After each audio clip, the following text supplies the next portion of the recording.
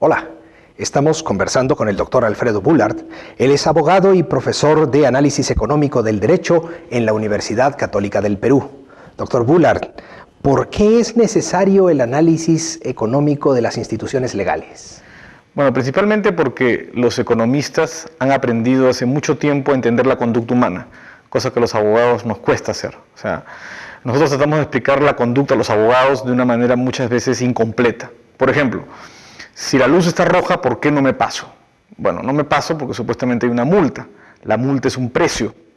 Uno puede entender mejor cómo regular el tráfico si entiende que si la multa sube, entonces menos gente va a pasar la luz roja. Es la ley de la oferta y la demanda. A mayor precio, menos demanda de una conducta. Y uno puede incluso ir más allá y decir, ¿por qué la gente se pasa mal la luz roja a las 3 de la mañana que a las 12 del día? Bueno, porque a pesar que la multa es la misma, la posibilidad de detección, algo que los economistas ya habían entendido, el costo esperado es distinto a una hora y a la otra. A una hora es muy probable que me agarren, a la otra es poco probable. Y entonces, por ejemplo, si yo quisiera que la gente no se pasara la luz roja a cierta hora, tendría que subir la multa en la noche y mantenerla así en el día. Ese tipo de razonamientos, que esto es un razonamiento muy simple, se puede ir sofisticando, ayuda a los abogados a predecir la conducta futura. Y si el derecho es un sistema de regulación de conductas, es decir, de conseguir que la gente se comporte de cierta manera, entender cómo predecir la conducta nos ayuda muchísimo. ¿Y cómo se diferencia esto de la bola de cristal, por ejemplo? Porque supongo que no es una ciencia exacta. No es una ciencia exacta, evidentemente los economistas se equivocan y muchas veces se equivocan gruesamente, pero por lo menos es mejor no tener nada. Es decir, yo la mejor definición de economía que he escuchado es ciencia de predicción del futuro o adivinación del futuro, como la astrología o la quiromancia, solo que menos exacta.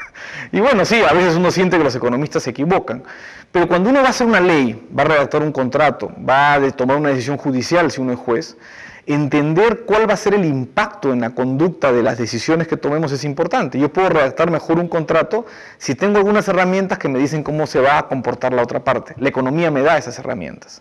Uno tendría la impresión que entonces no todo se soluciona con leyes. No, y además uno tiene que entender que las leyes tienen un costo y un beneficio. Entonces los abogados tenemos que entender o comprender que las leyes no se dan en el vacío, que aplicar una ley tiene un costo y también tiene un beneficio, y solamente uno debería redactar las leyes de manera tal que los beneficios de la ley estén justificados, o más bien dicho, los costos de la ley estén justificados por los beneficios que la ley genera.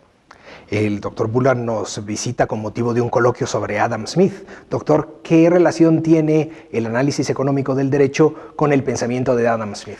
Bueno, Adam Smith era abogado, cosa que mucha gente no sabe, y es el fundador de la economía. Entonces no es extraño que cuando uno lea a Adam Smith encuentra muchos de los razonamientos que mucho después, ya en el siglo XX, otros teóricos de la economía han desarrollado y les han valido premios Nobel que vinculan economía con derecho. Entonces muchas de las ideas de Adam Smith tienen que ver con cómo el derecho impacta en la economía y cómo la economía impacta en el derecho. Muchos de sus razonamientos vinculados a cómo funcionan los mercados, a la importancia, por ejemplo, de la justicia, es decir, que los jueces tomen decisiones predecibles y adecuadas para que haya desarrollo en los países, es un tema importante, cosa que después daría Douglas North virtualmente casi 3 siglos después y sin embargo le valdría el premio Nobel. Lamentablemente en la época de Adam Smith eso no existía. Claro, y en un contexto latinoamericano de cambio, ¿qué valor tiene, qué importancia, qué utilidad tiene el pensamiento de Adam Smith vinculado con el análisis económico de las instituciones legales? Claro, cuando uno lee a Adam Smith y Adam Smith describe la Europa de su época, que dicho sea de paso no es muy distinta de la Europa, en estos términos de la Europa actual, uno ve todas las cosas que, por ejemplo, los gobiernos hacen para limitar la libertad de las personas y cómo eso perjudica el desarrollo económico de los países.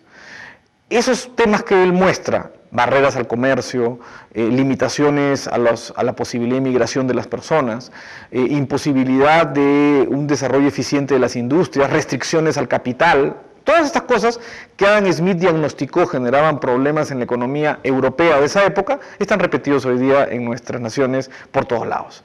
Es decir, si Adam Smith hubiera nacido en Latinoamérica hoy día, posiblemente nos hubiera escrito La riqueza de las naciones de una manera, quizás cambiando los ejemplos de los países que usa, pero su razonamiento hubiera sido muy parecido. Y usted mencionó algo, las limitaciones a la libertad.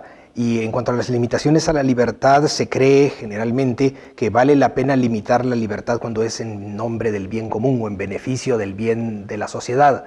¿Tiene esto alguna relación con el análisis económico de las instituciones legales? Sí, claro, porque lo que nos ayuda en el análisis económico del derecho es, por ejemplo, comprender mejor cuándo se puede necesitar alguna intervención del Estado, que dicho sea paso es en relativamente muy pocos supuestos, y cuándo no, y por qué es mejor que los individuos tomen decisiones.